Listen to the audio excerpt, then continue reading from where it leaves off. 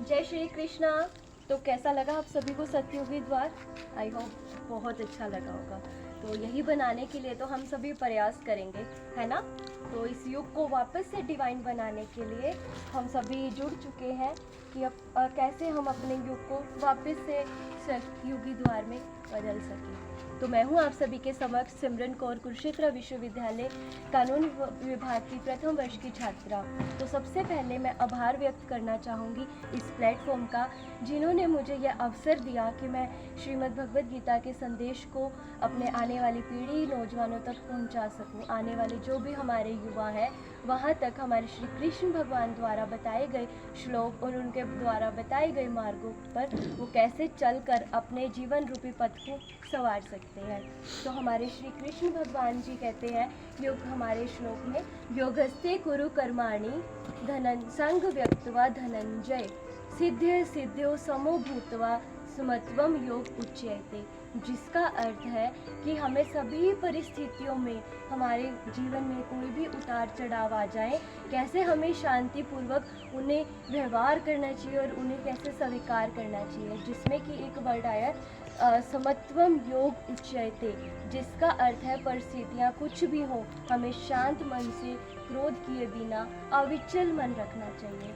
तो सिद्ध और उसमें है सिद्ध्यो सिद्ध्यो समो भूतवम समत्वम योग उच्यते, जिसका है अर्थात क्रोध आने पर भी हम कैसे शांत रहकर सही निर्णय हम लें, क्योंकि जिस प्रकार समय रहते ही हमारा कोई भी किया गया जतन प्रयत्न सही प्रकार फल देता है, उसी प्रकार कोई फल भी हो अगर ज़्यादा देर तक पकने पर विष का रूप धारण कर लेता है।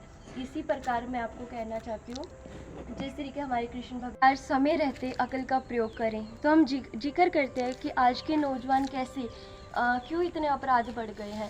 सिर्फ इतनी सी बात है, भगवद गीता के बताए गए भगवान के द्वारा बताए गए मार्गों पर ना चलकर अपने ही तरह अपनी सोच के अनुसार कर्म करते जा रहे हैं। कि जैसे कि आज के युवा नौजवान क्या करते हैं, कुछ भी करने जाते हैं संयम नहीं रखते हैं, है ना। क्रोध आने पर अपराध कर बैठते हैं, उनमें बिल्कुल भी सहनशीलता नहीं रही है। तत्पश्चात क्या होता है, वो कोई भी अपराध कर बैठते हैं और पछताते हैं बहुत ज़्यादा। तो हमारे अच्छे ग्रंथ वेदों को ना पढ़ने से, सही मार्ग पर ना चलने से तो क्या आया, कानून आया, लॉ आया तथा सैंक्शन हमारी सज़ा का प्रावधान बना।